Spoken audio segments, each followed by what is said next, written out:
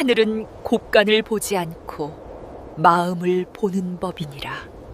흰 수염을 가슴까지 늘어뜨린 노인이 눈보라 속에서 효자에게 작은 호리병 하나를 건넸습니다. 박처럼 둥글고 검붉은 빛이 도는 손바닥만 한 신비한 호리병이었지요. 그날 밤 그 호리병에서 흘러나온 푸른 빛은 죽어가던 어머니를 살렸고 마을 제일 가는 부자를 거지로 만들었습니다.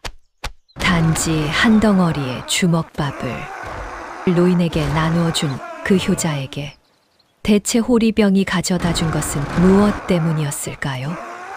그리고 거지를 개로 물어쫓던 그 부자는 어찌하여 곳간 앞에서 무참히도 쓰러지게 된 걸까요?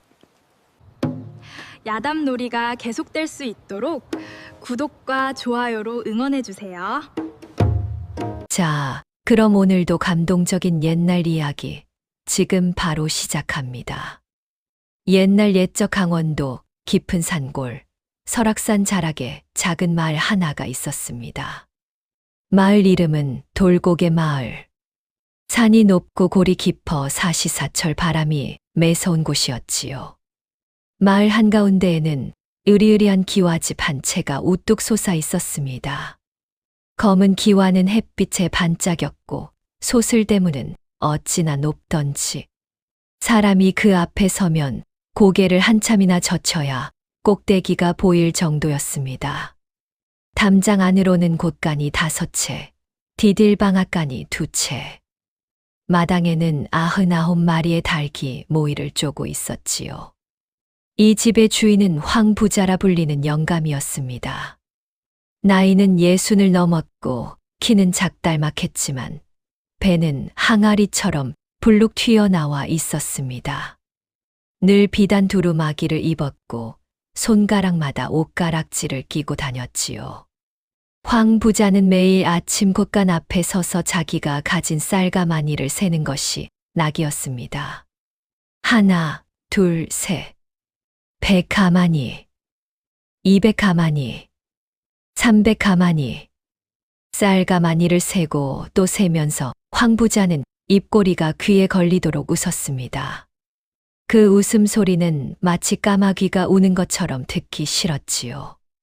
동수의 하루는 새벽 첫달 구름과 함께 시작되었습니다. 같은 마을 산자락 끝 가장 외진 곳에는 다 쓰러져 가는 움막 한 채가 있었습니다. 지붕은 지프로 엮었는데 바람만 불면 푸드덕 푸드덕 들썩였고 벽은 흙으로 발랐는데 군데군데 구멍이 뚫려 찬바람이 송송 들어왔습니다. 이 움막에 사는 사람은 동수라는 청년이었습니다. 나이는 22. 키가 훤칠하고 어깨가 떡 벌어졌으며 얼굴은 햇볕에 그을려 까무잡잡했지만 눈빛만은 새벽별처럼 맑았습니다. 동수는 어머니와 단둘이 살고 있었습니다. 어머니는 일찍이 아버지를 여의고 동수 하나만 바라보며 살아온 분이었지요. 그런데 작년부터 어머니가 시름시름 앓기 시작했습니다. 허리를 펴지 못하고 기침이 끊이지 않았으며 얼굴은 점점 누렇게 떠갔습니다. 동수는 매일 새벽산에 올라 나무를 했습니다. 그것을 등에 한 짐 지고 마을로 내려와 팔았지요. 하루 종일 다리가 부서지도록 일해도 손에 쥐는 돈은 엽전 몇 잎이 전부였습니다. 그 돈으로 좁쌀 한 줌을 사고 약초 몇 뿌리를 사서 어머니께 드렸습니다. 자기는 늘 굶었습니다. 어머니께만 드리고 자기는 산에서 캔 도라지나 칡뿌리로 배를 채웠지요. 그날도 동수는 새벽같이 산에 올랐습니다. 동지가 가까운 10월의 끝자락. 산 그림자는 길고 바람은 칼끝처럼 매서웠습니다. 동수는 도끼를 휘두르며 마른 나무를 베었습니다. 손이 얼어 감각이 없을 정도였지요. 그래도 동수는 노래를 흥얼거렸습니다. 어머니 어머니 우리 어머니 산도라지 캐어다가 약을 짓겠소. 콧노래를 부르며 일하는데 문득 등 뒤에서 인기척이 났습니다. 동수가 뒤를 돌아보니 흰 수염이 가슴까지 내려온 노인 한 분이 서 있었습니다. 노인은 키가 훤칠했고 두 눈은 깊은 호수처럼 그윽했습니다. 입고 있는 옷은 누더기에 가까웠지만 어딘지 모르게 위험이 흘렀습니다. 손에는 거친 지팡이를 짚고 있었지요. 젊은이, 잠시 쉬어 가도 되겠는가? 동수는 깜짝 놀라 도끼를 내려놓고 허리를 굽혔습니다. 어르신, 이 깊은 산 속에 어인일이십니까? 자, 이리 와 앉으십시오. 동수는 자기 솜저고리를 벗어 바위 위에 깔아드렸습니다. 그러고는 품에서 좁쌀로 만든 주먹밥 한 덩이를 꺼냈습니다. 그것은 동수가 점심으로 먹으려고 가져온 유일한 음식이었지요. 어르신, 변변치 못합니다만 이거라도 드십시오. 노인은 주먹밥을 받아 천천히 씹으며 동수를 가만히 바라보았습니다. 젊은이는 그럼 무엇을 먹는가? 저는 산에 도라지가 많아 캐어 먹으면 됩니다. 배고픈 어르신께서 드시는 게 우선이지요. 노인은 한참 동안 말이 없었습니다. 그러다 천천히 입을 열었습니다. 젊은이, 한 가지만 묻겠네. 만약 자네가 평생 부자가 되지 못한다면, 그래도 자네는 지금처럼 어머니를 봉양하겠는가? 동수는 망설임 없이 대답했습니다. 어르신, 부자가 되고 안 되고가 무슨 상관입니까? 어머니께서 살아 계시는 것만으로 저는 천하의 부자입니다. 노인의 눈이 빛났습니다. 그러더니 천천히 고개를 끄덕이며 말했습니다. 젊은이, 잘 새겨 듣게. 하늘은 곳간을 보지 않고 마음을 보는 법이네. 진짜 부자는 가진 것이 많은 자가 아니라 가진 것을 나눌 줄 아는 자라네. 동수는 노인의 말이 무슨 뜻인지 잘 알지 못했습니다. 그저 빙그레 웃으며 고개를 끄덕였지요. 어르신 말씀이 어렵습니다만 잘 모셔두겠습니다. 노인은 빙긋 웃었습니다. 언젠가 그 말의 뜻을 알게 될 날이 올 것이네. 그날이 오거든 오늘을 떠올리게. 그러고는 노인은 지팡이를 짚고 일어나 어디론가 사라졌습니다. 안개 속으로 스르륵 들어가더니 자취조차 보이지 않았지요. 동수는 한참 동안 노인이 사라진 자리를 바라보다 다시 도끼를 들었습니다. 이상한 어르신이로구나. 그래도 떡 한 덩이 나누어 드릴 수 있어 다행이지. 동수는 그렇게 중얼거리며 다시 나무를 베기 시작했습니다. 그날 노인이 한 말의 진짜 뜻을 동수가 깨닫게 되는 것은 그로부터 한참 후의 일이었습니다. 동수의 하루는 새벽 첫 달 구름과 함께 시작되었습니다. 꽃기요, 꽃기요. 먼 마을 어디선가 달구는 소리가 들리면 동수는 벌떡 일어났습니다. 움막에는 호롱불 하나가 위태롭게 흔들리고 있었지요. 동수는 그 호롱불의 의지에 가만가만 어머니의 이불을 여며 드렸습니다. 어머니, 다녀오겠습니다.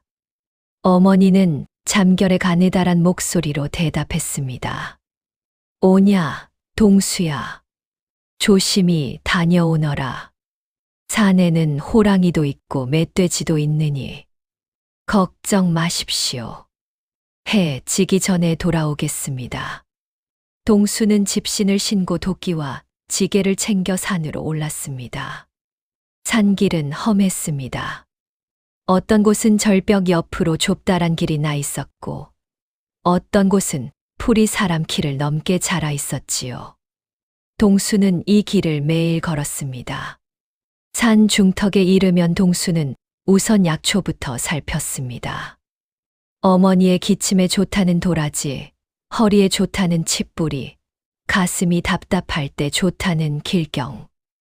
동수는 이런 약초를 한참 동안 캐서 따로 보따리에 챙겼습니다. 그 다음에야 나무를 했습니다. 마른 가지를 도끼로 쳐서 다듬고 한 짐이 될 만큼 모이면 칠넝쿨로 단단히 묶었지요. 그것을 지게에 올리고 마을로 내려갔습니다. 마을에 도착하면 동수는 늘 황 부자네 집 앞을 지나야 했습니다.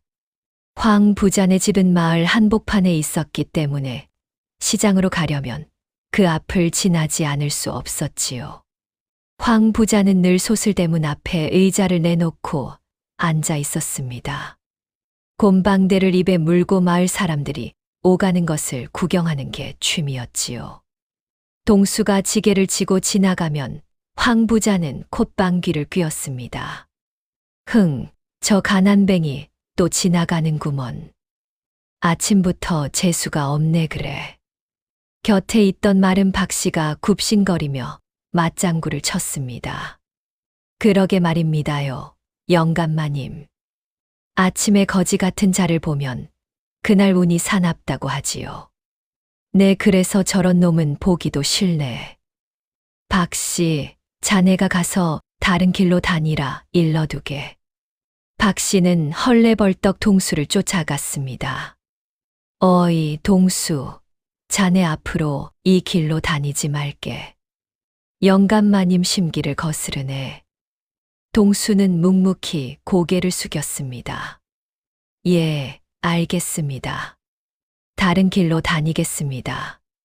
동수는 그날부터 시장에 갈 때 빙 둘러서 다녔습니다. 2배는 더 걸어야 했지만 군말 한마디 없었지요. 황 부자는 이런 사람이었습니다.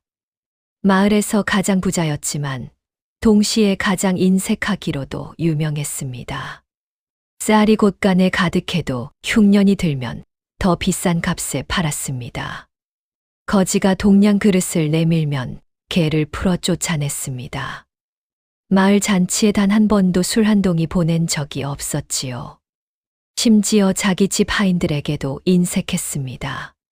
세경은 늘 약속한 것보다 적게 주었고 밥은 보리에 좁쌀을 섞어 멀건 죽으로 주었습니다.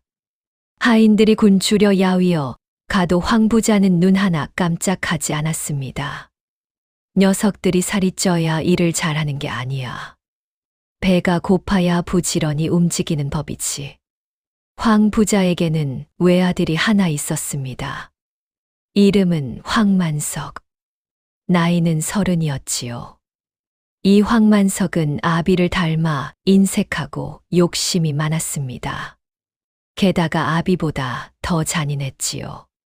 황만석은 매일 술과 도박에 빠져 살았습니다. 마을 처녀들을 희롱하고 다녔으며 사소한 일에도 하인들을 매질했습니다. 마을 사람들은 황만석을 망나니라 부르며 두려워했지요. 황 부자에게는 또 한 사람의 식구가 있었습니다. 그것은 며느리 박씨였습니다. 박씨는 가난한 양반집의 딸로 황 부자가 큰 돈을 주고 데려온 며느리였지요.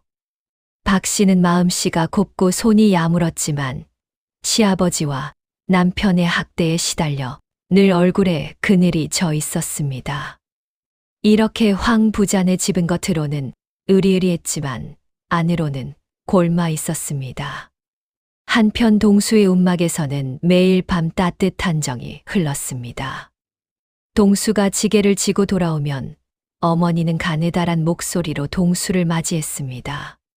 동수야, 오늘도 무사히 돌아왔구나. 어디 다친 데는 없느냐? 예, 어머니. 오늘 도라지 많이 캤습니다. 약 다려 드릴게요. 동수는 부엌에 들어가 약을 다렸습니다. 소리풀 태워 불을 지피고 도라지와 칡을 넣고 푹 끓였지요.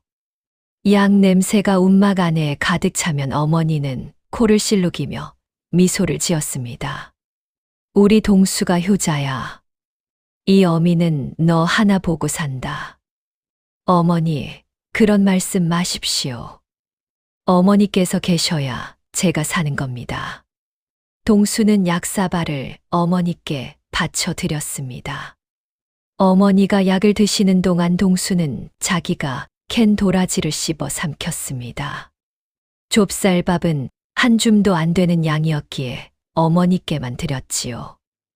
이렇게 살아도 동수는 늘 웃었습니다. 어머니가 살아 계신다는 것, 그 한 가지가 동수에게는 세상 무엇과도 바꿀 수 없는 보물이었지요. 그해 겨울은 유난히 매서웠습니다. 동지가 지나고 소환이 가까워지자 강원도 산골에는 큰 눈이 내리기 시작했습니다.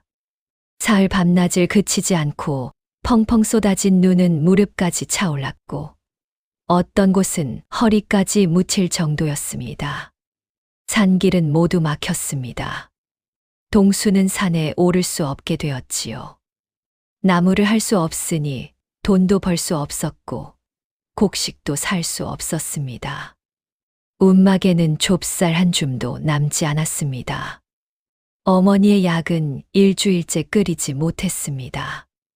어머니의 기침은 점점 심해졌고 얼굴은 백지장처럼 하얘졌지요. 콜록. 어머니의 기침 소리에 동수의 가슴은 갈라지는 듯 했습니다. 어머니, 제가 오늘은 꼭 마을에 내려가 곡식을 구해 오겠습니다. 동수야, 이 눈에 어디 가려고 그러느냐. 너까지 잘못되면 이 어미는 어찌 살라고. 걱정 마십시오. 잠깐 다녀오겠습니다. 동수는 집신을 두 켤레 겹쳐 신고 움막을 나섰습니다. 길은 무릎까지 눈에 묻혔습니다. 한 걸음 옮길 때마다 눈이 푹푹 빠졌고 발은 곧 얼어 감각이 사라졌지요. 마을에 도착했을 때는 이미 정오가 지나 있었습니다. 동수는 마을 어귀의 곡물상을 찾아갔습니다. 주인장, 좁쌀 한 되만 외상으로 주십시오. 봄에 나무를 해서 갚겠습니다. 곡물상 주인은 고개를 저었습니다. 이복의 동수, 자네가 효자인 건 알지만 나도 사정이 있네. 이 흉년의 외상은 못 주네. 다른데 알아보게나. 동수는 고개를 숙였습니다. 알겠습니다. 폐를 끼쳐 죄송합니다. 동수는 마을의 다른 집들도 돌아다녔습니다. 한 집, 두 집, 세 집. 모두 고개를 저었지요. 이런 흉년에는 모두가 자기 식구 먹일 곡식도 부족했기 때문입니다. 동수는 마지막 희망을 품고 황 부자네 집으로 향했습니다. 황 부자네 곳간에는 쌀이 산처럼 쌓여 있다고 들었기 때문이지요. 제발 한 번만. 동수는 소슬대문 앞에 무릎을 꿇었습니다. 영감마님, 이 동수가 부탁드립니다. 좁쌀 한 되빵만 빌려주십시오. 봄이 되면 무슨 일을 해서라도 갚겠습니다. 마침 황 부자는 사랑채에서 곰방대를 물고 있다가 그 소리를 들었습니다. 황 부자는 박 씨를 불렀습니다. 저 가난뱅이가 무슨 소리를 하는 게냐? 박 씨가 굽실거리며 대답했습니다. 동수라는 놈이 좁쌀 한 되박을 빌려달라고 하옵니다. 황 부자는 콧방귀를 뀌었습니다. 저놈이 갚을 능력이나 있을까? 어머니가 다 죽어가는 마당에 무슨 수로 갚겠어. 떼어먹을 게 분명하지. 그럼 어찌할까요? 개를 풀어라. 본보기로 혼이 좀 나야 다신 안 오겠지. 박 씨는 깜짝 놀랐습니다. 영감마님, 그래도 효자라고 소문이 자자한데 개까지 풀면. 잔말 말고 시키는 대로 해. 박 씨는 어쩔 수 없이 사냥개 2마리를 풀었습니다. 컹컹 지저대며 달려나간 사냥개들은 동수에게 달려들었습니다. 으악! 동수는 황급히 도망쳤습니다. 다리를 물려 피가 흘렀고 지게는 부서졌습니다. 동수는 눈밭을 굴러 간신히 마을 밖까지 도망쳤지요. 황 부자는 소슬대문 위에서 그 모습을 내려다보며 너털웃음을 웃었습니다. 껄껄껄, 거지 같은 놈. 다시는 우리 집에 발걸음도 못 하겠지. 이것이 그날의 시작이었습니다. 모든 것을 바꾸는 그날의 시작이었지요. 동수는 다리를 절뚝이며 산길을 올랐습니다. 다리에서는 피가 흘러 눈을 붉게 물들였습니다. 옷은 찢어지고 얼굴은 눈물과 콧물로 뒤범벅이었지요. 어머니께 무어라 말씀드려야 하나. 동수는 자꾸만 멈춰 서서 가슴을 쳤습니다. 빈손으로 돌아간다는 것이 어머니께 죄송해 견딜 수 없었습니다. 산 중턱쯤 이르렀을 때였습니다. 갑자기 눈보라가 거세지기 시작했습니다. 바람은 휘파람 소리를 내며 골짜기를 휩쓸었고 눈송이는 어른 주먹만큼 커지더니 사방을 새하얗게 뒤덮었습니다. 동수는 길을 잃었습니다. 어디로 가야 하지? 분명 매일 다니던 길이었는데 눈이 길을 다 지워 놓았습니다. 동수는 이리저리 헤매다 어느 골짜기로 굴러떨어졌지요. 푹. 동수는 눈더미 속에 묻혔습니다. 다행히 눈이 푹신해 다친 데는 없었지만 일어설 힘이 없었습니다. 너무 추웠고 너무 배가 고팠고 너무 절망스러웠지요. 이대로 죽는 것인가? 동수는 눈물을 흘렸습니다. 어머니 생각이 났습니다. 자기가 돌아오지 않으면 어머니는 어떻게 되실까? 굶어 죽으실까? 얼어 죽으실까?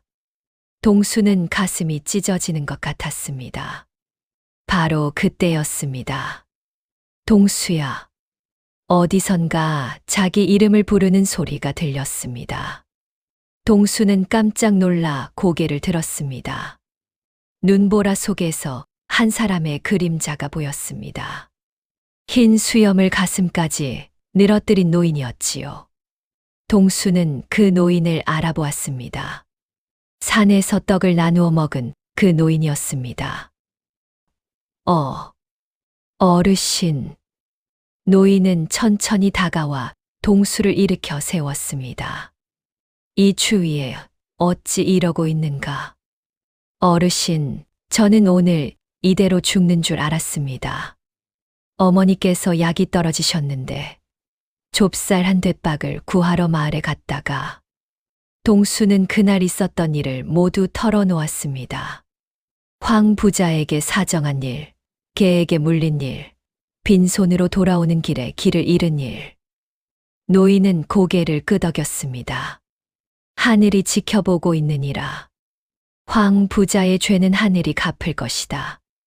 그러더니 노인은 품에서 무언가를 꺼냈습니다. 손바닥만 한 작은 호리병이었습니다. 박처럼 둥근데 위쪽은 잘록했고 검붉은 빛이 도는 영롱한 호리병이었지요. 이것을 받게. 이게 무엇입니까? 이 호리병을 가지고 가서 깨끗한 자리에 두어라.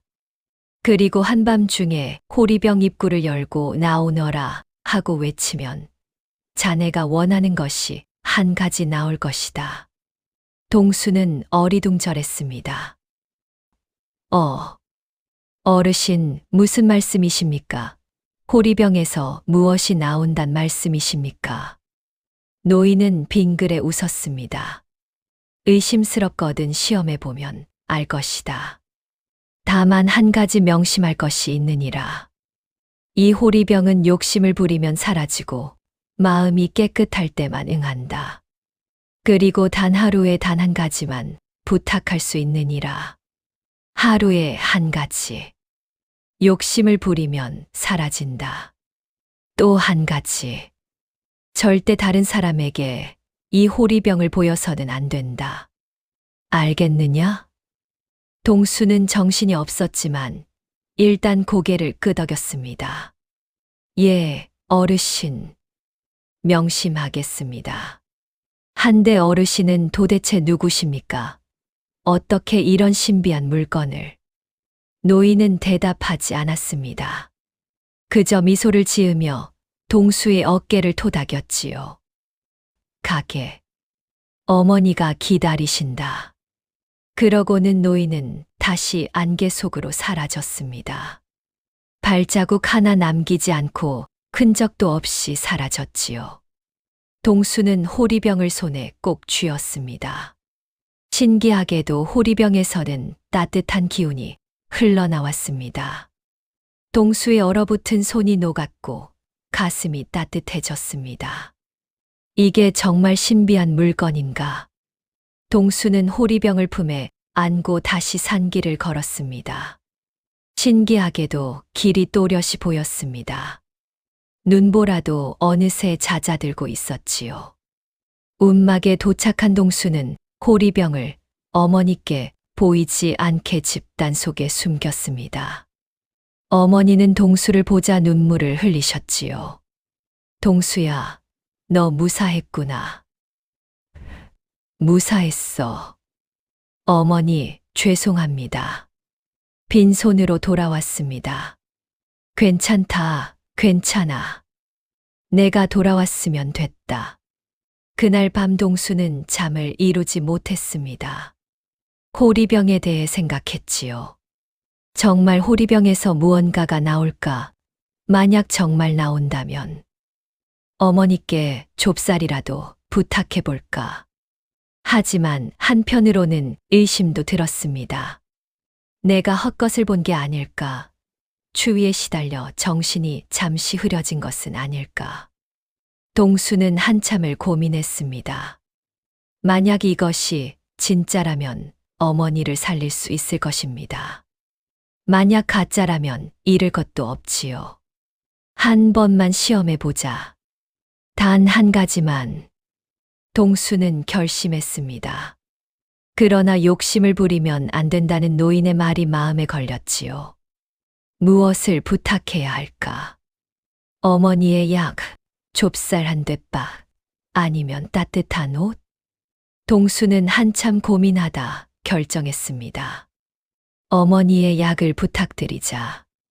그것이 가장 절실하니. 밤이 깊었습니다. 운막 밖에서는 바람이 윙윙 울었고 호롱불은 위태롭게 흔들렸습니다. 어머니는 잠든 지 오래였지요. 동수는 집단 속에서 호리병을 꺼냈습니다. 이제 시험해 볼 시간이다. 동수는 호리병을 깨끗한 자리에 두었습니다. 부뚜막 위에 마른 짚을 깔고 그 위에 호리병을 올렸지요. 그러고는 두 손을 모으고 한참을 기도했습니다. 산신령님이신지 도깨비신이신지 모르오나 부디 저희 어머니를 살려주십시오. 어머니의 기침이 멈추고 허리가 펴지게 해 주십시오. 동수는 떨리는 손으로 호리병의 마개를 열었습니다. 그리고 작은 목소리로 외쳤습니다. 나오너라. 순간이었습니다. 호리병에서 푸른 빛이 스르르 흘러나왔습니다. 그 빛은 마치 안개처럼 퍼지더니 부뚜막 위에 모였습니다. 그러더니 빛이 응축되며 무엇인가가 나타났습니다. 그것은 작은 약사발 하나였습니다. 김이 모락모락 나는 따뜻한 약사발. 진한 약 냄새가 운막 안에 가득 찼습니다. 세상에. 동수는 입을 다물지 못했습니다. 손을 떨며 약사발을 들어보니 진짜였습니다. 따뜻하고 촉촉하고 코끝을 자극하는 약 냄새도 진짜였지요. 진짜였구나. 진짜였어. 동수는 한참을 약사발을 바라보다 어머니께 다가갔습니다. 어머니, 어머니, 일어나 보십시오. 어머니는 가느다란 목소리로 깨어나셨지요. 동수야, 이게 무엇냐? 약입니다, 어머니. 따뜻한 약을 드십시오. 이 밤중에 어디서 약을. 걱정 마시고 어서 드십시오. 식기 전에요. 어머니는 의아한 표정으로 약사발을 받아 마셨습니다. 약은 향이 진하고 맛이 달았지요. 신기한 일이 벌어졌습니다. 약을 마신 지 얼마 되지 않아 어머니의 얼굴에 화색이 돌기 시작했습니다. 백지장 같던 얼굴에 발그레 핏기가 돌았고 끊이지 않던 기침이 잦아들었지요. 가쁘던 숨이 고르게 들이쉬어졌습니다. 어머니, 동수야, 이 약이 신묘하구나. 가슴이 시원해지는 것이. 어머니는 한참 만에 깊은 숨을 내쉬었습니다. 그러고는 자리에 누워 다시 잠이 들었지요. 이번에는 평온한 잠이었습니다. 기침 한 번 하지 않는 평온한 잠이었지요. 동수는 어머니 곁에 앉아 한참을 그 모습을 바라보았습니다. 눈에서 눈물이 주르륵 흘렀지요. 산신령님, 이 은혜를 어찌 갚아야 합니까? 동수는 호리병을 들고 집단 속에 다시 숨겼습니다. 그러고는 결심했지요. 이 호리병의 힘은 절대 욕심을 부려서는 안 된다. 어머니가 다 나으실 때까지만 꼭 필요한 것만 부탁드리자. 절대 욕심을 부리지 않겠다. 이것이 동수의 결심이었습니다. 그리고 이 결심이 동수를 구하게 됩니다. 또한 다른 사람을 무너뜨리게도 되지요. 다음 날 아침이었습니다. 동수가 새벽같이 일어나 부엌에 들어갔는데 어머니가 먼저 일어나 계셨습니다. 어머니는 부뚜막에 앉아 계셨는데 그 모습이 평소와 달랐습니다. 허리가 곧게 펴져 있었고 얼굴은 건강한 빛을 띠고 있었지요. 어머니, 동수야, 일어났느냐? 몸은 어떠십니까? 이상하구나. 어젯밤 그 약을 마신 뒤로 가슴이 시원하고 머리가 맑아졌느니라. 10년은 젊어진 것 같다. 동수는 너무 기뻐 어머니를 끌어안았습니다. 어머니, 정말 다행입니다. 그러나 어머니는 여전히 의문을 풀지 못하셨지요. 한데 그 약은 어디서 났느냐? 한밤중에 산신령이라도 나타난 것이냐? 동수는 잠시 망설였습니다. 호리병에 대해 말씀드리고 싶었지만 노인의 말이 생각났습니다. 다른 사람에게 보여서는 안 된다는 말. 그것이 어머니라 해도 마찬가지일 것이라 생각했지요. 어머니, 그건 산신령님의 은총이라 생각해 주십시오. 더는 묻지 마시고요. 어머니는 더 캐묻지 않으셨습니다. 다만 손을 모으고 산 쪽을 향해 절을 올리셨지요. 산신령님, 우리 동수의 효심을 어여삐 여기시어 이 늙은이까지 돌보아 주시니 감사합니다. 정말 감사합니다. 그날 동수는 다시 산에 올랐습니다. 눈은 어느 정도 녹아 길이 트였지요. 산 중턱에서 동수는 마른 나무를 했고 약초도 캤습니다. 평소처럼 일했지요.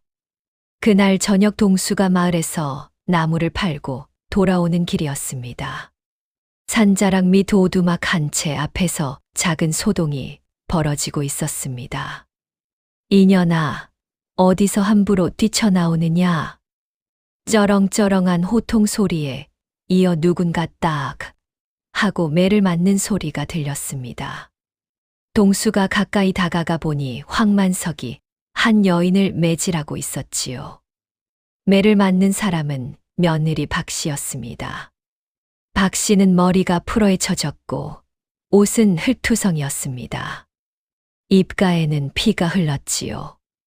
아이고 서방님, 죽을 죄를 지었사옵니다. 다신 안 그러겠으니 한 번만 용서해 주십시오. 박 씨는 무릎을 꿇고 빌었습니다. 황만석은 매를 들어 또다시 박 씨를 내려치려 했습니다. 인연이 친정에 가겠다고? 시집살이 못 살겠다고? 어디 두고 봐라. 동수는 더 보고 있을 수 없었습니다. 황급히 달려가 황만석의 매를 막아섰습니다.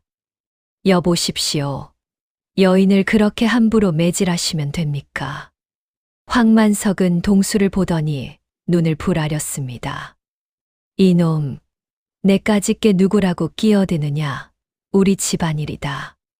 집안일이라도 사람을 죽일 든 매질하는 것은 옳지 않습니다. 감히 거지 같은 놈이 어디서. 황만석은 매를 들어 동수를 내려치려 했습니다. 그러나 동수가 한 발 빨랐지요. 동수는 매를 잡아채어 분질러 버렸습니다. 황만석은 깜짝 놀라 한 발 물러섰습니다. 동수의 눈빛이 매서웠기 때문입니다. 네, 이놈, 이 일을 그냥 두지 않겠다. 황만석은 그렇게 협박을 남기고 도망치듯 달아났습니다. 박 씨는 길바닥에 주저앉아 흐느꼈지요. 흑흑, 죄송합니다. 저 때문에 봉변을 당하셨네요. 동수는 박 씨를 일으켜 세웠습니다. 괜찮으시오? 어디 다친 데는 없으시오? 괜찮습니다. 늘 있는 일이니까요. 동수는 자기 솜저고리를 벗어 박 씨의 어깨에 둘러주었습니다. 박 씨는 그 따뜻함에 또다시 눈물을 흘렸지요. 이런 친절을 받아본 게 얼마만인지 모르겠습니다. 박 씨는 자기 이야기를 들려주었습니다.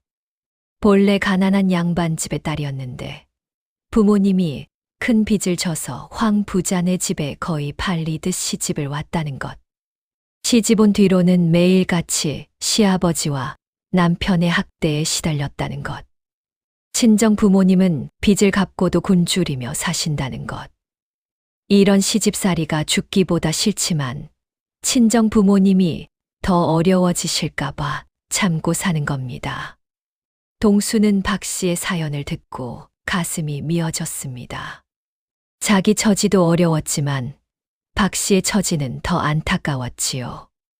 내가 도와줄 수 있는 것이 별로 없지만 무슨 일이 있으면 우리 움막으로 오시오. 산자락 끝 다 쓰러져 가는 움막이요. 박 씨는 고맙다며 고개를 숙였습니다. 그날 헤어지면서 박 씨는 동수에게 조용히 말했지요. 동수님, 한 가지만 일러드리고 싶습니다.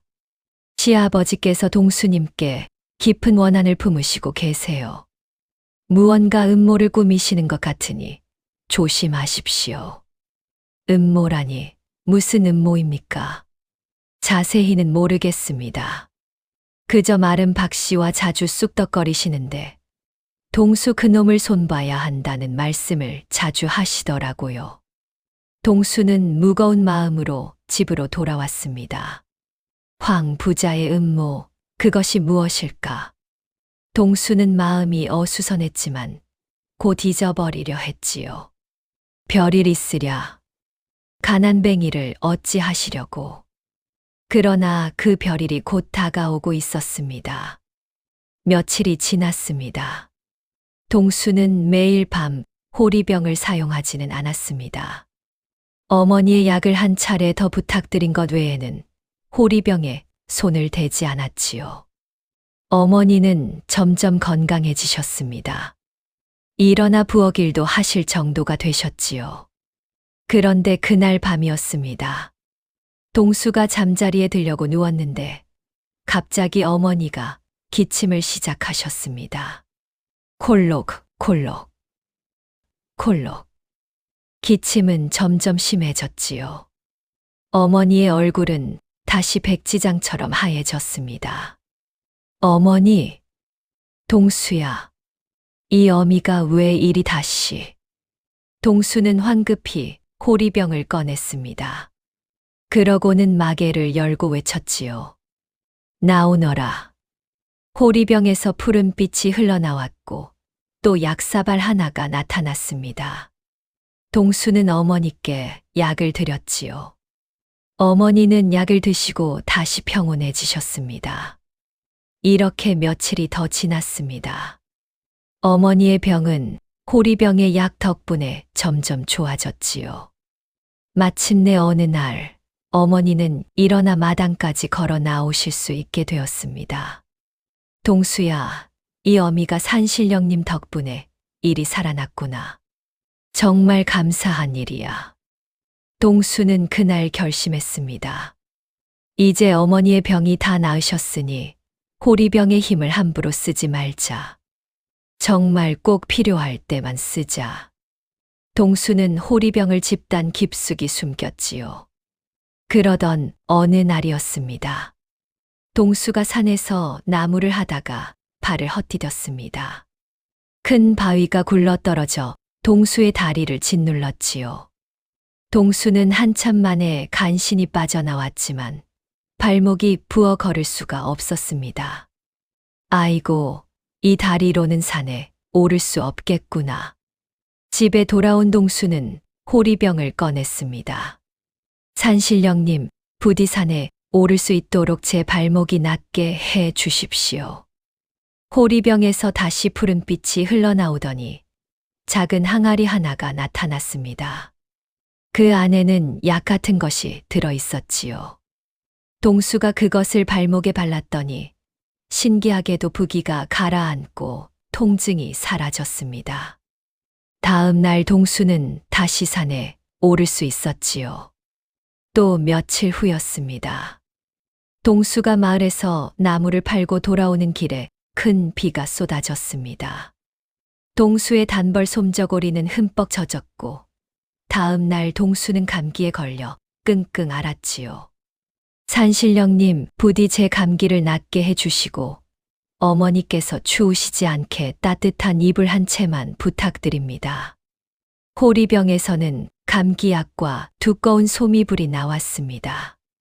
그날 밤 동수와 어머니는 따뜻한 이불 속에서 편안히 잠들 수 있었지요. 이렇게 호리병은 동수의 생활을 조금씩 나아지게 만들었습니다. 그러나 동수는 결코 욕심을 부리지 않았지요.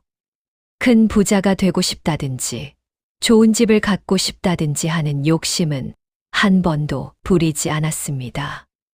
오직 어머니의 건강, 자기의 건강, 일상에 꼭 필요한 것들만 부탁드렸지요. 그래서인지 호리병은 동수가 부탁할 때마다 응했습니다. 한 번도 거절한 적이 없었지요. 한편 박 씨와의 인연은 점점 깊어졌습니다. 박 씨는 가끔 동수의 움막을 찾아왔습니다. 황 부자네 집에서 도망쳐 잠시라도 숨고 싶을 때면 동수의 움막으로 오곤 했지요.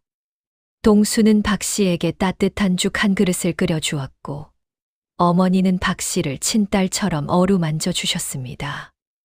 내 사연이 참 안쓰럽구나. 우리 집은 가난해도 마음만은 따뜻하니 언제든 와서 쉬다 가거라. 박 씨는 어머니의 말씀에 눈물을 흘렸지요. 어머님, 정말 감사합니다. 친어머니처럼 따뜻하게 대해 주시니. 이런 인연이 쌓이면서 박 씨와 동수 사이에는 깊은 정이 생겼습니다. 박 씨는 동수의 고든 마음씨와 따뜻한 인품의 마음이 끌렸고 동수도 박 씨의 가련한 처지와 단아한 모습에 자꾸 마음이 갔지요. 그러나 박 씨는 이미 황만석의 아내였습니다. 둘 사이에는 절대 넘을 수 없는 벽이 있었지요. 동수는 박 씨를 그저 누이처럼 생각하기로 했습니다. 박 씨도 동수를 오라버니처럼 의지했지요. 어느 날이었습니다. 박 씨가 또 동수의 움막에 찾아왔는데 그날따라 얼굴이 더 어두웠습니다. 동수님, 무서운 이야기를 들었습니다. 무슨 이야기요? 시아버지께서 마른 박 씨와 모의하시는 것을 우연히 들었습니다. 시아버지께서 이유도 없이 동수님을 눈에 가시처럼 미워하여 누명을 씌워 관아에 고발하실 거랍니다. 누명이라니요. 동수님이 산속에서 도적질을 했다고요. 마을 곡식을 훔쳤다고요. 마름이 거짓 증인을 서고 부자 영감님은 뇌물을 주어 사또까지 매수하셨답니다. 동수는 가슴이 철렁했습니다. 내가 도적질이라니. 천부당만 부당한 일이요. 어쩌시지요? 잘못하면 동수님 큰일 나십니다. 동수는 한참을 고민했지요. 그러다 결심했습니다. 내가 떳떳하니 두려울 것이 없소. 하늘이 지켜보고 계시지 않소. 박 씨는 동수의 의연함에 감동하면서도 걱정이 가시지 않았지요. 부디 조심하세요, 동수님. 박 씨가 돌아간 뒤 동수는 호리병을 꺼냈습니다. 산신령님, 제가 떳떳하나 음모를 막을 길이 없습니다. 부디 진실이 드러나게 해 주십시오. 호리병에서는 그날 푸른빛이 흘러나오긴 했으나 아무것도 나오지 않았습니다. 동수는 의아해했지요. 왜 아무것도 안 나오지? 호리병은 그저 잠잠했습니다. 동수는 잠시 생각하다 깨달았지요. 아, 이건 내가 시간을 두고 지켜봐야 할 일이구나. 호리병의 힘으로 단번에 해결할 일이 아니야. 동수는 호리병을 다시 집단 속에 숨겼습니다. 그러고는 자기 일을 묵묵히 했지요. 며칠 후 마른 박 씨가 관아 포졸들과 함께 동수의 움막에 들이닥쳤습니다. 동수 이놈, 너를 도적질 죄로 잡으러 왔다. 어머니는 깜짝 놀라셨지요. 아이고, 우리 동수가 무슨 도적질을 했단 말입니까? 증거가 다 있으니 잔말 말고 이놈을 끌고 가라. 포졸들은 동수의 손을 묶어 끌고 갔습니다. 어머니는 마당에 주저앉아 통곡하셨지요. 동수야, 동수야. 관아에 끌려간 동수 앞에는 사또가 앉아 있었습니다. 사또는 황 부자에게 뇌물을 받은 사람이었지요. 곁에는 황 부자가 비단옷을 입고 거만한 표정으로 서 있었습니다. 동수, 내 죄를 알렸다. 사또가 호통을 쳤습니다. 제가 무슨 죄를 지었습니까? 저는 평생 도적질이라고는 한 번도 한 적이 없습니다. 감히 거짓말을 하느냐? 황 부자네 곳간에서 곡식이 사라졌다. 마름이 직접 너를 보았다고 하는데도 잡아떼느냐? 마름 박 씨가 나섰습니다. 맞습니다요, 사또. 제가 이놈이 황 부자네 곳간에서 곡식을 훔쳐 나오는 것을 똑똑히 보았습니다요. 황 부자도 거들었지요. 이놈이 며칠 전에 우리 집 앞에서 좁쌀을 빌려달라 하다가 거절당하자 앙심을 품은 것이옵니다. 그 뒤로 곳간에서 쌀이 자꾸 사라지더이다. 동수는 분통이 터졌습니다. 사또, 제가 어찌 그런 짓을 했겠습니까? 저는 그날 빈손으로 돌아왔고 그 뒤로는 황 부자네 집 근처에도 가지 않았습니다. 내 말을 믿을 만한 증인이 있느냐? 동수는 막막했지요. 자기를 도와줄 사람이 누가 있겠습니까? 박 씨를 증인으로 세울 수도 없었습니다. 박 씨가 나서면 황만석에게 죽임을 당할 수도 있었으니까요. 증인은 없습니다. 그럼 내 죄를 인정한 것으로 알겠다. 저놈에게 곤장백대를 치고 옥에 가두어라. 포졸들은 동수를 끌어내어 형틀에 묶었지요. 곤장이 동수의 등을 후려쳤습니다. 딱, 딱, 딱. 동수는 입술을 꽉 깨물고 비명을 참았습니다. 그러나 5대를 맞고 나서는 정신을 잃을 뻔했지요. 등에는 피가 흘렀고 옷은 갈갈이 찢어졌습니다. 10, 20, 30. 곤장수가 늘어갈수록 동수의 의식은 흐려졌지요. 그러다 마침내 정신을 잃었습니다. 이놈을 옥에 가두어라. 동수는 옥에 갇혔습니다. 좁고 차가운 옥방. 집 한 줌 깔리지 않은 흙바닥에 동수는 누워 있었지요. 등에서는 피가 계속 흘렀고 의식은 가물가물했습니다. 어머니, 어머니, 어머니 생각이 났습니다. 자기가 옥에 갇혔다는 소식을 들으시면 어머니께서 얼마나 걱정하실까. 어머니의 병이 도지지나 않을까. 황 부자는과 나 마당에서 흡족한 미소를 지었습니다. 껄껄껄. 이제 그 가난뱅이도 끝이로다. 5에서 10년은 썩어야 할 게야. 황 부자는 사또에게 깊이 절을 했습니다. 사또 나리, 이번 일은 제가 따로 사례를 올리겠나이다. 흠흠, 알아서 잘 하시게. 황 부자는 룰루랄라 노래를 부르며 집으로 돌아갔습니다. 눈에 가시를 처단했다는 만족감에 가득 차 있었지요. 이제 마을에서 황 부자에게 대드는 자는 없을 게야. 하하하. 이것은 황 부자가 스스로 승리라고 착각한 오판이었습니다. 황 부자는 자기가 모든 것을 손에 쥐었다고 생각했지요.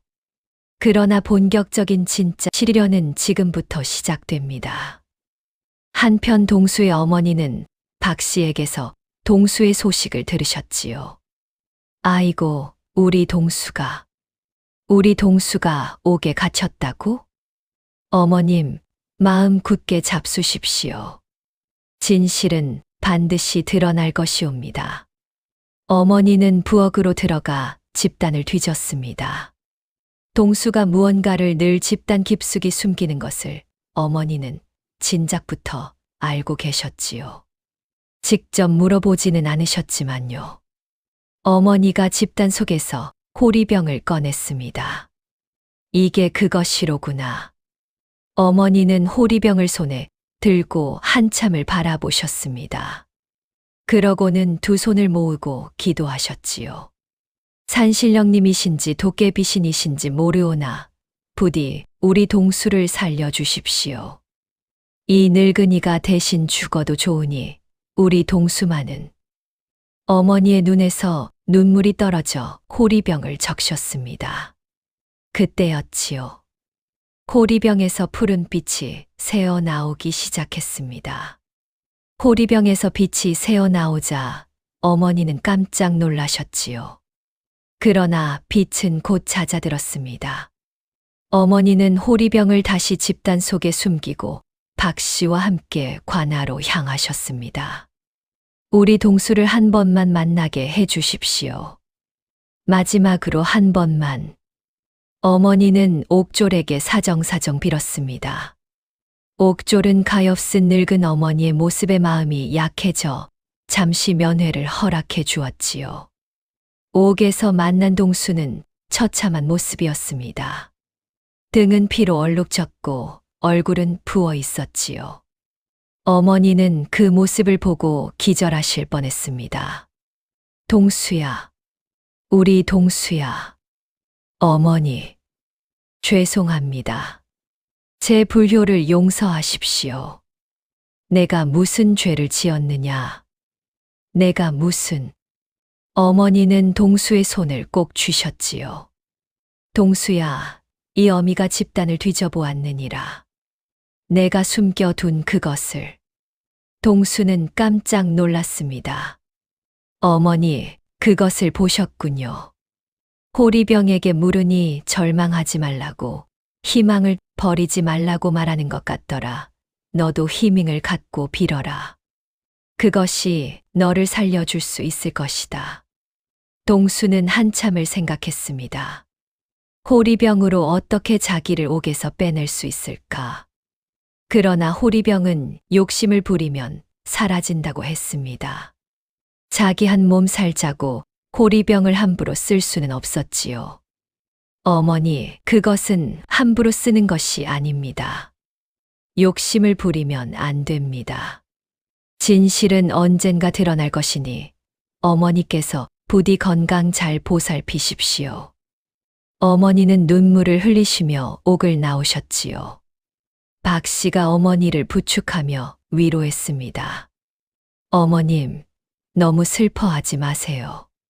제가 시아버지의 음모를 어떻게든 폭로하겠어요. 내가 어찌 그것을 한단 말이냐. 너까지 위험해질 것이야. 제가 어렸을 때부터 여기서 살아 알고 있는 사람이 많습니다. 제가 한번 마을 사람들을 모아보겠습니다. 박 씨는 그날부터 황 부자네 집을 몰래 빠져나와 마을 사람들을 만나기 시작했습니다. 평소 황 부자에게 시달려온 마을 사람들이었지요. 그들에게 박 씨는 동수의 누명을 풀어달라 부탁했습니다. 그러나 마을 사람들은 모두 두려워했습니다. 우리가 어찌 황 부자에게 대들겠는가? 우리도 잘못하면 동수처럼 옥에 갇힐 텐데. 미안하지만 우리는 못 도와주겠네. 박 씨는 며칠을 돌아다녔지만 한 사람도 도와주는 사람을 찾지 못했습니다. 그러던 중 박 씨가 황 부자네 집으로 돌아왔다가 황만석에게 들켰지요. 인연이 어딜 다녀온 게냐? 황만석은 박 씨를 사정없이 대하고 너물었습니다. 박 씨의 외출이 의심스러워 박 씨를 미행시켰던 것이지요. 마름이 박 씨가 마을 사람들을 만나고 다녔다고 보고했습니다. 내가 이놈, 그 가난뱅이를 도우려 했던 게냐? 딱. 박 씨는 갖은 고초를 당했어도 입을 열지 않았습니다. 황만석은 더욱 분노해 박 씨를 광에 가두었지요. 인연을 굶겨 죽여라. 박 씨는 광에 갇혔습니다. 사흘 동안 물 한 모금 주지 않았지요. 박 씨는 광 안에서 차츰 정신을 잃어갔습니다. 황 부자도 분노해 광에 찾아왔지요. 이년아, 우리 집 며느리로 들어와 어찌 가난뱅이를 두둔하느냐. 너도 옥에 가두어 주마. 박 씨는 가느다란 목소리로 대답했습니다. 시아버님, 사람의 마음은 곳간으로 사는 것이 아니옵니다. 죄 없는 사람을 모함하는 죄가 얼마나 큰데 어찌 이러십니까? 진실은 언젠가 드러날 것이옵니다. 인연이 끝까지 입을 놀리는구나. 매질을 더 하라. 박 씨는 광에서 매를 맞고 또 맞았습니다. 그러다 마침내 정신을 잃었지요. 마을에는 박 씨가 광에 갇혔다는 소문이 돌았습니다. 마을 사람들은 수군거렸지요. 황 부자가 며느리까지 가두었대. 세상에 며느리를 굶겨 죽이려 한대. 동수도 그렇고 박 씨도 그렇고 황 부자에게 대들면 다 저 꼴이 되는 게야. 하늘이 무심하지 어찌 저런 자가 부귀를 누린단 말인가. 마을 사람들의 분노가 차츰 차오르기 시작했습니다. 그러나 그들은 여전히 황 부자가 두려워 행동하지 못했지요. 옥에 갇힌 동수는 점점 쇠약해져 갔습니다. 옥졸들이 주는 음식은 시큼한 보리밥 한 덩이가 전부였고 옥은 좁고 더러웠습니다. 동수의 등 상처는 골마갔지요. 동수는 매일 밤 호리병을 떠올렸습니다. 그러나 호리병은 자기 옆에 없었지요. 어느 날 밤이었습니다. 동수가 옥에서 어렴풋이 잠이 들었는데 꿈에 그 노인이 나타났습니다. 흰 수염을 가슴까지 늘어뜨린 그 노인이었지요. 젊은이 잘 견디고 있는가? 어르신, 저는 곧 죽을 것 같습니다. 호리병도 제 옆에 없고 누명을 벗을 길도 없습니다. 노인은 빙그레 웃었습니다. 호리병이 자네 옆에 없다고 자네가 무력한 것은 아니네. 자네가 가진 가장 큰 보물은 호리병이 아니라 자네의 마음이라네. 제 마음 말씀이십니까? 그렇네. 자네의 고든 마음, 어머니를 향한 효심, 아무리 가난해도 사람을 도우려는 마음. 그 마음이 자네의 진짜 보물이라네. 어르신, 그래도 저는 무엇을 해야 합니까? 기다리게. 기다림은 가장 어려운 일이지만 가장 큰 힘을 가진 일이기도 하다네. 자네가 옥에서 견디는 동안 호리병은 다른 곳에서 일을 시작할 것이니. 다른 곳이라니 어디입니까?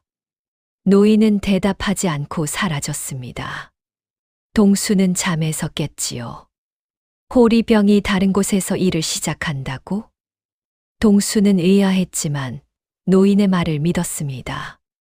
그리고 그 말은 실제로 이루어지고 있었지요. 황 부자네 집에서는 그 무렵부터 이상한 일들이 벌어지기 시작했습니다.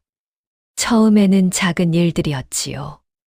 곳간에 자물쇠를 채워두었는데 아침에 보면 자물쇠가 풀려 있고 쌀며 가마니가 줄어들었습니다. 황 부자는 마름과 하인들을 매질하며 도둑을 찾으라 호통을 쳤지요. 그러나 도둑은 잡히지 않았습니다. 다음에는 더 큰 일이 벌어졌지요. 황 부자가 가장 아끼던 백마가 어느 날 새벽 마구간에서 사라졌습니다. 마구간 문은 굳게 잠겨 있었는데 말이 어떻게 사라졌는지 아무도 알지 못했지요. 또 며칠 후에는 황 부자네 가장 큰 곳간에 불이 났습니다. 한겨울에 불이 어떻게 났는지 모를 일이었지요. 곳간 안에 쌓여 있던 쌀, 백, 가마니가 모두 새카맣게 타버렸습니다. 황 부자는 당황했습니다. 이게 무슨 일이냐? 우리 집에 무슨 변고가 일어나는 게냐? 마름이 굽실거리며 대답했습니다. 영감마님, 혹시 누군가가 저주를 거는 게 아닐까요? 누가 감히, 누가 우리 집에 저주를 건단 말이냐? 그게 동수의 어머니가 매일 밤 산신령께 빌고 계신답니다. 우리 집 앞을 지날 때마다 알 수 없는 주문을 외우신다고요. 황 부자는 코웃음을 쳤습니다. 그런 늙은이의 주문이 무슨 효력이 있겠나. 우연이지, 우연이야. 그러나 변고는 계속되었습니다. 황 부자네 집 닭들이 줄줄이 죽어나갔습니다. 99마리의 닭 중 절반이 알 수 없는 병으로 죽었지요. 소들도 마구간에서 시름시름 앓기 시작했습니다. 황만석은 갑자기 다리에 혹이 났습니다. 그 혹은 점점 커지더니 보기 흉할 정도가 되었지요. 의원을 불러 약을 써도 낫지 않았습니다. 황 부자 자신도 이상한 증상에 시달리기 시작했지요. 밤마다 가위에 눌렸고 꿈속에서 무서운 형상을 보았습니다.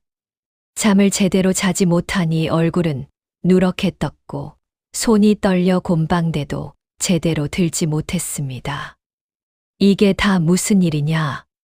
황 부자는 점쟁이를 불렀습니다.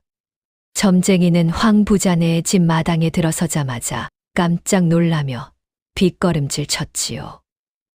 이 집은 애군에 휩싸여 있습니다. 누군가에게 깊은 원한을 사신 개로군요.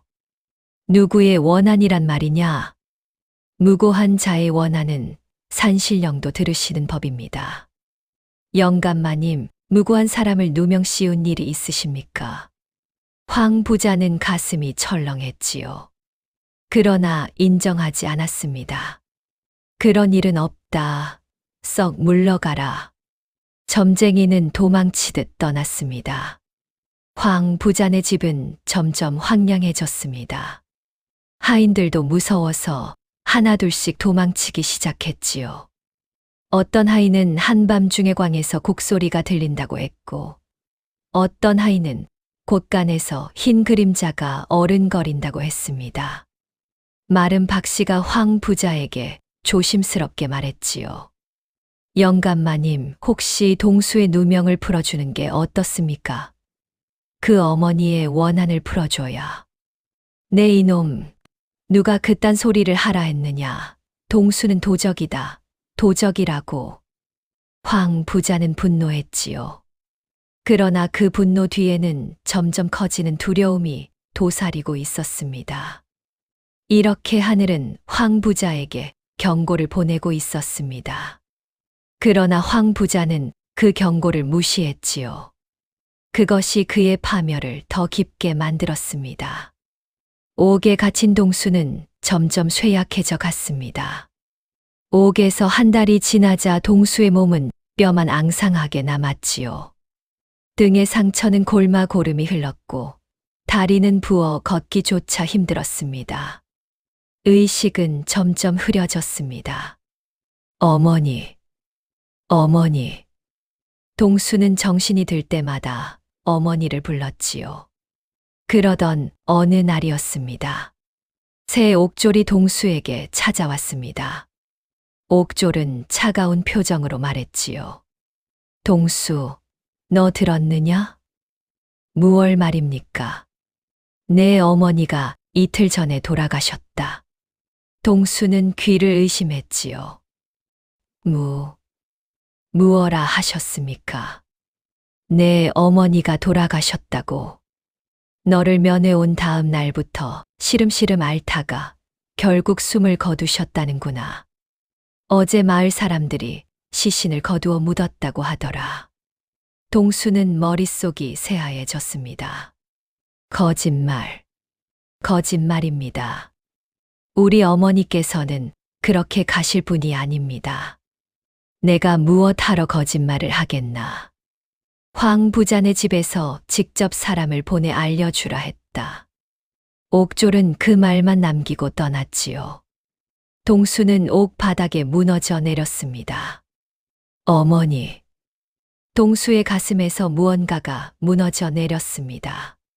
평생 어머니를 위해 살아왔는데 어머니가 마지막 가시는 길도 지키지 못했습니다. 자기 때문에 어머니가 돌아가신 것이라 생각하니 가슴이 갈라지는 듯 했습니다. 어머니, 죄송합니다. 이 불효자식을 용서하십시오. 동수는 옥 바닥을 머리로 찌으며 통곡했습니다. 피가 흐르고 의식이 가물가물해질 때까지 통곡하다 마침내 정신을 잃었지요. 이것은 황 부자의 마지막 잔인한 거짓말이었습니다. 사실 동수의 어머니는 살아 계셨지요. 박 씨가 광에 갇히고 동수가 옥에 있는 동안에도 어머니는 매일 산자락에서 산신령께 빌고 또 비셨습니다. 어머니의 건강은 호리병의 약 덕분에 좋아진 상태였기에 그 정도의 슬픔에도 견뎌내고 계셨지요. 황 부자가 동수에게 어머니가 돌아가셨다는 거짓말을 시킨 것은 동수의 마음을 완전히 꺾어 놓기 위해서였습니다. 동수가 절망 속에 옥에서 죽기를 바란 것이지요. 이렇게 동수는 모든 것을 잃었다고 생각했습니다. 어머니도 잃었고 그렇게 믿었고 호리병도 자기 손에 없으며 누명을 벗을 길도 보이지 않았습니다. 의지하던 박 씨도 광에 갇혔다는 소식을 들었지요. 이대로 죽는 게 차라리 낫겠다. 동수는 모든 의지를 잃었습니다. 옥에서 음식도 먹지 않고 물도 마시지 않았지요. 사흘이 지나자 동수는 거의 시체와 같은 모습이 되었습니다. 옥졸들도 동수가 곧 죽을 것이라 생각했지요. 이 정도면 곤장 100대에 다 채울 필요도 없겠어. 며칠만 더 있으면 알아서 죽겠는걸. 동수의 절망은 가장 깊은 곳에 이르렀습니다. 옥의 밤은 길고 차가웠습니다. 동수는 옥 바닥에 누워 멍하니 천장을 바라보고 있었지요. 아무 생각도 없었습니다. 그저 죽기만을 기다리고 있었지요. 그때였습니다. 어렴풋이 어딘가에서 빛이 보이기 시작했습니다. 푸른 빛이었지요. 동수는 처음에는 환각이라 생각했습니다. 굶주림과 절망 속에 헛것을 보는 것이라고요. 그러나 빛은 점점 또렷해졌습니다. 그리고 그 빛 속에서 누군가의 목소리가 들렸지요. 젊은이, 정신을 차리게. 동수는 간신히 고개를 들었습니다. 흰 수염을 가슴까지 늘어뜨린 그 노인이었지요. 노인은 옥 바닥에 가만히 서 있었습니다. 어르신, 왜 이리 무너져 있는가? 어머니가 돌아가셨다고. 노인은 천천히 고개를 저었습니다. 자네 어머니는 살아계시네. 그것은 황 부자의 거짓말이라네. 동수는 눈을 번쩍 뜨고 노인을 바라보았습니다. 정말입니까? 어머니께서 살아 계신다고요? 그렇네. 매일 밤 자네를 위해 산신령께 비시고 계시네. 동수의 눈에서 굵은 눈물이 흘러내렸습니다. 감사합니다. 감사합니다, 어르신. 노인은 동수의 곁에 앉으셨지요. 젊은이, 자네가 옛날 산에서 나에게 무엇라 했는지 기억하는가? 제가요? 내가 자네에게 물었지. 평생 부자가 되지 못해도 어머니를 봉양하겠는가? 자네는 무엇라 답했는가? 동수는 그날의 일을 떠올렸지요. 제가 부자가 되고 안 되고가 무슨 상관입니까? 어머니께서 살아 계시는 것만으로 천하의 부자라고. 그 말은 진심이었는가? 예, 진심이었습니다. 노인은 미소를 지으셨지요. 그러면 지금 자네가 옥에 갇혔다 한들 무엇이 두려운가? 어머니가 살아 계시지 않은가? 동수는 충격을 받았습니다. 그렇구나. 자기는 늘 그렇게 말해왔는데 막상 어려움이 닥치니 그 말을 잊고 있었구나. 또한 자네가 그날 산에서 주먹밥을 주었던 것을 기억하는가? 자네는 그날 자기 점심을 모두 나에게 주었지. 자기는 굶을 줄 알면서도 말일세. 그것은 그저 그 마음이 자네의 보물이라네. 하늘은 곳간을 보지 않고 마음을 보는 법이네. 진짜 부자는 가진 것이 많은 자가 아니라 가진 것을 나눌 줄 아는 자라네. 내가 그날 한 말이지. 동수의 눈에서 다시 눈물이 흘렀습니다. 그 말의 진짜 뜻이 이제야 가슴에 와 닿았지요. 어르신, 그 말씀의 뜻을 이제야 알겠습니다. 가진 것이 많아도 나누지 못하는 황부자보다 가진 것은 없어도 마음을 나눌 줄 아는 제가 더 부자였군요. 그렇네. 그리고 한 가지 더 명심하게. 황부자의 죄는 황부자 자신이 갚게 될 것이네. 자네는 가만히 있어도 진실은 드러날 것이야. 다만 자네가 절망에 빠져 자기를 잃어서는 안 되네. 제가 무엇을 해야 합니까? 우선 살아라. 음식을 먹고 물을 마셔라. 옥에서 살아남아라. 그것이 자네의 첫 번째 임무이네. 동수는 고개를 끄덕였지요. 그리고 한 가지 일러두겠네. 며칠 후 이 마을에 새 사또가 부임할 것이야. 새 사또는 청렴한 분이라네. 자네는 그분에게 모든 진실을 말하면 되네. 새 사또가 부임한다고요? 그렇네. 하늘은 자네 같은 효자를 결코 버리지 않는다네. 노인은 그렇게 말씀하시고 사라지셨지요. 동수는 한참을 멍하니 앉아 있었습니다. 그러다 천천히 일어나 옥 한쪽에 놓인 시큼한 보리밥을 집어들었습니다.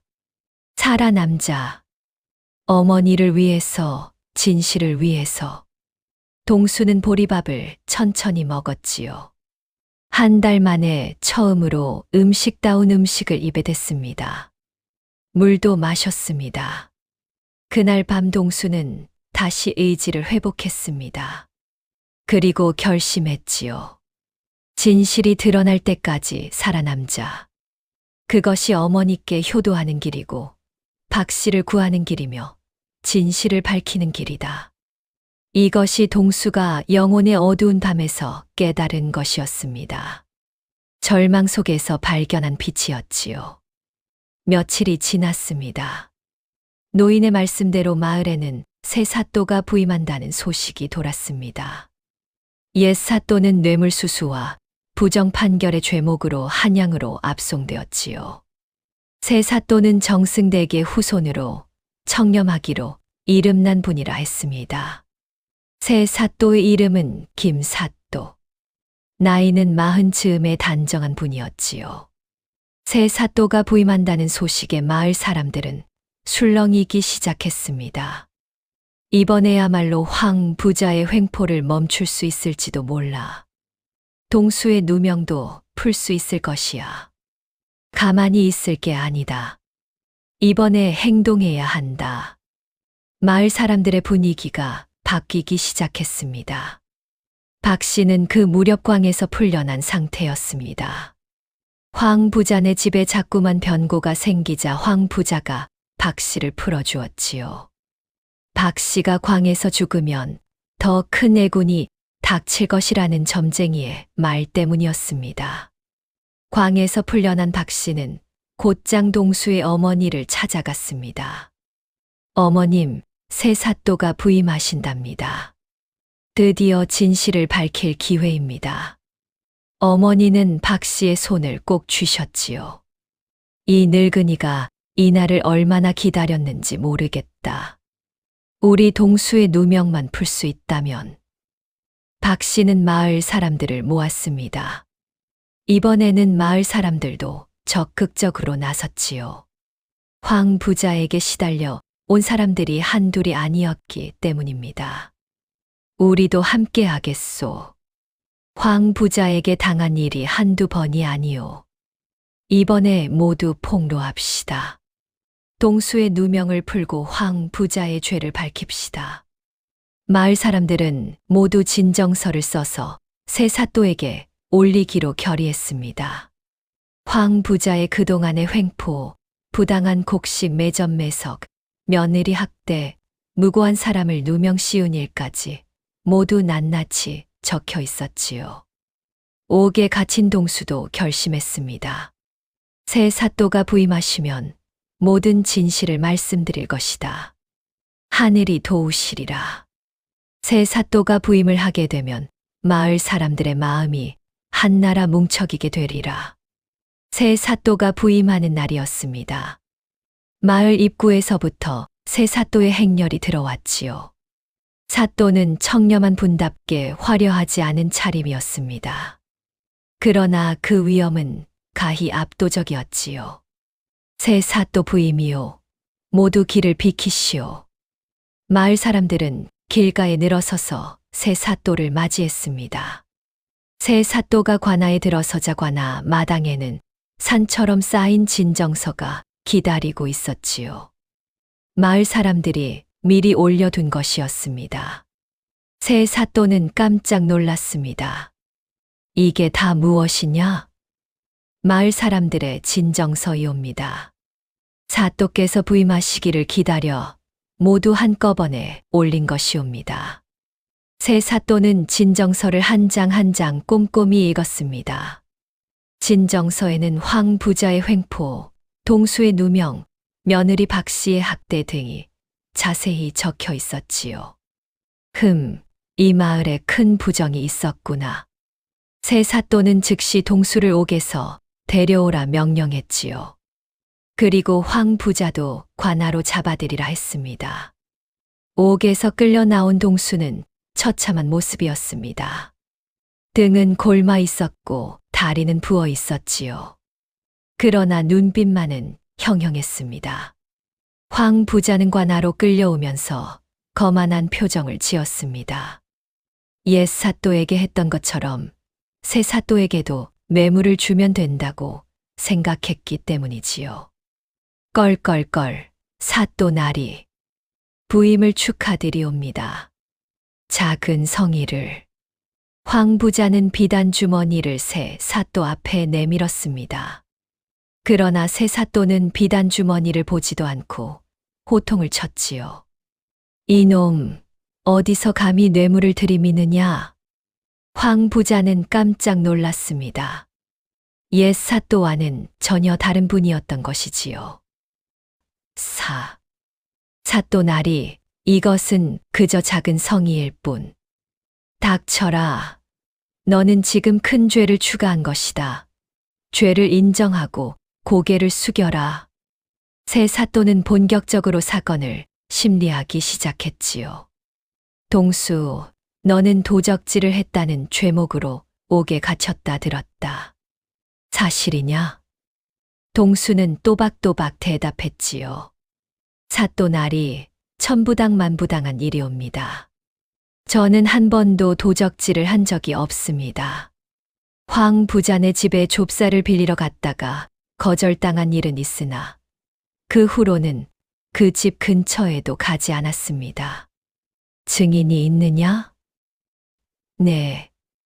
그날 저는 산에서 길을 잃고 거의 죽을 뻔했습니다. 마을에서 빈손으로 돌아오던 길이었지요. 황 부자가 끼어들었습니다. 사또나리, 저놈의 말은 거짓이옵니다. 저희 마름이 직접 저놈이 도적질하는 것을 보았다 하옵니다. 새 사또는 마름 박씨를 불렀지요. 마름 박씨는 무릎을 꿇고 떨고 있었습니다. 내가 동수의 도적질을 직접 보았다 했느냐? 마름 박씨는 진땀을 흘리며 거짓말을 이어갔습니다. 네, 사또나리. 분명히 보았습니다요. 그러냐? 그럼 동수가 어느 곳간에서 무엇을 훔쳤는지 자세히 말해보아라. 마름 박씨는 말문이 막혔지요. 거짓말이라 자세한 정황을 꾸며낼 수가 없었습니다. 그것이 무엇이냐? 자세히 말하지 못하느냐? 사또나리. 사실은 마름 박씨는 결국 무너졌지요. 진땀을 비 오듯 흘리며 사실을 토해냈습니다. 사또나리, 죽을 죄를 지었사옵니다. 사실은 영감마님께서 시키셔서 거짓 증언을 한 것이옵니다. 황 부자는 깜짝 놀라 마름의 얼굴을 노려보았지요. 이놈, 내 입을 어찌 함부로 놀리느냐? 새 사또는 호통을 쳤습니다. 닥쳐라. 마름은 계속 말해보아라. 마름은 이제 모든 것을 털어놓기 시작했지요. 황 부자가 동수에게 어떻게 누명을 씌웠는지, 옛 사또에게 어떻게 뇌물을 주었는지, 그동안 황 부자가 마을에서 어떤 횡포를 부렸는지, 영감마님은 동수님의 어머니께서 돌아가셨다는 거짓말도 시키셨습니다요. 동수님의 마음을 꺾어 옥에서 죽게 하시려고요. 동수는 그 말에 또다시 오열했지요. 우리 어머니께서 살아 계시단 말이오? 네, 살아 계십니다. 마을 사람들이 다 보았습니다. 박 씨도 나섰습니다. 사또나리, 시아버님께서 저까지 광에 가두어 굶겼습니다. 동수님을 두둔했다는 이유로요. 박 씨는 자기 몸의 멍과 상처를 보였지요. 새 사또는 분노가 치솟았습니다. 이 짐승만도 못한 자가.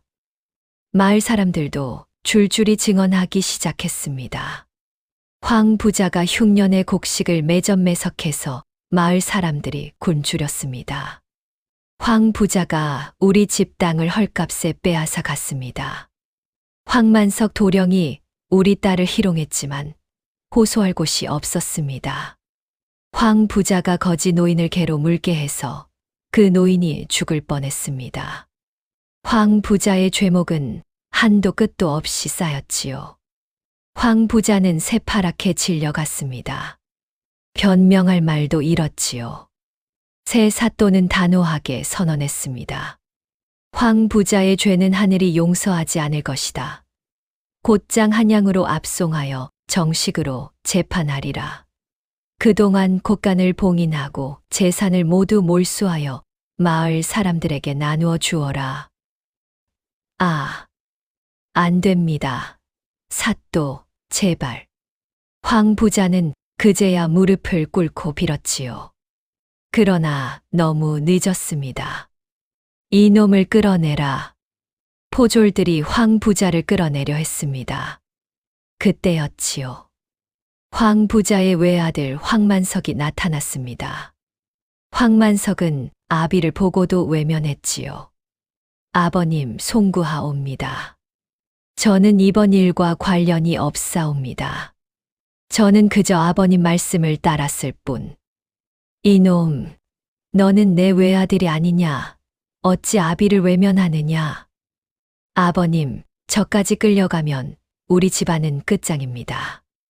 저라도 살아남아야지요. 황만석은 자기만 살겠다고 아비를 배신했지요. 황 부자는 가슴을 치며 통곡했습니다. 자기가 그토록 아끼고 키운 외아들에게 배신당한 것이었습니다. 내가 너를 어떻게 키웠는데, 며느리 박 씨도 일어섰지요. 박 씨는 단호하게 말했습니다.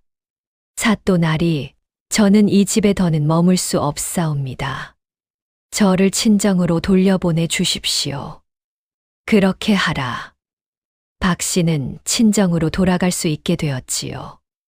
황만석은 어쨌든 살아남기는 했지만 재산을 모두 잃었습니다.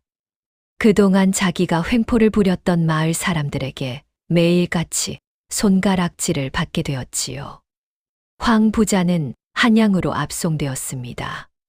한양에서 정식 재판을 받은 결과 모든 죄가 인정되어 가사는 모두 몰수되고 곤장을 100대 맞은 뒤 변방으로 유배되었습니다. 유배지에 도착한 황 부자는 그곳에서도 학대를 받았지요. 한때 마을 제일 가는 부자였던 그가 이제는 거지나 다름없는 신세가 되었습니다. 몇 년이 지난 어느 날이었습니다. 황 부자는 결국 유배지에서 도망쳤지요. 거지가 되어 정처 없이 떠돌아다녔습니다. 그러던 어느 날, 황 부자는 옛 마을에 다시 들어왔습니다. 자기 옛집 앞에 서서 황 부자는 멍하니 그 집을 바라보았지요. 옛 자기 집은 이제 마을 공동의 곳간이 되어 있었습니다. 마을 사람들이 흉년에 대비에 함께 곡식을 보관하는 곳이었지요. 황 부자는 옛 곳간 앞에 무릎을 꿇었습니다. 비단옷은 누더기가 되어 있었고 머리는 풀어헤쳐졌으며 입에서는 거품이 흘렀지요. 그가 그토록 아끼던 곳간 앞에서 그는 이제 한 푼을 빌어먹는 거지가 되어 있었습니다. 으악, 살려주시오. 제발 목숨만 살려주시오. 지나가던 사람들은 알아보지 못했습니다. 한때 그 으리으리한 황 부자였던 줄을. 사람들은 침을 뱉으며 지나갔지요. 아니, 저 미친 거지는 누구야? 몰라. 어디서 굴러온 거지인가 봐. 황 부자는 그날 밤 마을 어귀에서 얼어 죽고 말았습니다. 한때 마을 제일 가는 부자였던 그가 곤줄인 거지가 되어 길바닥에서 숨을 거둔 것이었지요. 이것이 탐욕에 눈멀어 무고한 사람을 해치려 했던 자의 비참한 말로였습니다. 한편 동수는 옥에서 풀려나 어머니께 돌아왔지요. 모자는 서로를 끌어안고 한참을 흐느꼈습니다. 동수야, 우리 동수야. 어머니, 살아 계셨군요. 살아 계셨어. 새 사또는 동수의 누명을 정식으로 풀어주고 그동안 황 부자에게 받은 고통에 대한 보상으로 황 부자네 재산의 일부를 동수에게 내리셨습니다. 또한 마을 어른들의 추천으로 동수를 고을의 향임으로 임명하셨지요. 향임이 된 동수는 마을을 잘 돌보았습니다. 가난한 사람을 도왔고 흉년에는 자기 곡식을 풀었으며 누구든 어려운 사람이 있으면 따뜻하게 맞이했지요. 박 씨는 친정으로 돌아갔다가 부모님이 모두 돌아가신 뒤 다시 동수의 마을로 돌아왔습니다. 황만석은 술과 도박으로 죽고 박 씨는 자유의 몸이 되었지요. 마을 어른들의 권유로 박 씨와 동수는 결혼해 가정을 꾸렸습니다. 세월이 흘렀습니다. 5년이 지났을 무렵 동수는 강원도 일대에서 이름난 효자이자 어진 향임으로 알려졌지요. 사람들은 동수를 돌고개 어른이라 부르며 존경했습니다. 산자락 끝 다 쓰러져 가던 움막은 사라졌습니다. 그 자리에는 작지만 아담한 기와집이 들어섰지요. 마당에는 동수가 직접 심은 자목련이 활짝 피어 있었습니다. 기와집 마루에는 동수의 어머니가 앉아 계셨지요. 어머니는 이제 백발이 성성하셨지만 얼굴에는 늘 미소가 가득했습니다. 곁에는 며느리 박 씨가 어머니의 어깨를 주물러 드리고 있었지요. 박 씨의 무릎에는 어린 손주가 까르륵 웃으며 놀고 있었습니다. 동수는 그 모습을 마당에서 흐뭇하게 바라보았지요. 한때 그토록 가난하고 힘들었던 자기 인생이 이제는 이렇게 따뜻한 가족에 둘러싸여 있었습니다.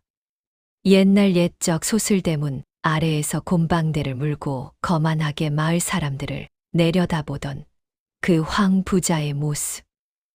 그리고 지금 마을 사람들이 지나가며 따뜻한 인사를 건네는 동수의 모습. 이것이 바로 두 사람이 걸어간 길의 차이였지요. 동수 어른, 안녕하셨습니까? 네, 어서 오세요. 점심은 드셨소? 마을 사람이 지나가다 인사를 하면 동수는 늘 환한 얼굴로 답했습니다. 누구든 어려운 일이 있으면 동수를 찾아왔고 동수는 자기가 할 수 있는 한 도와주었지요. 호리병은 어떻게 되었을까요? 옥에서 풀려난 뒤 동수가 호리병을 찾아보았으나 호리병은 집단 속에서 사라지고 없었지요. 그 자리에는 흰 종이 쪽지 한 장만 놓여 있었습니다.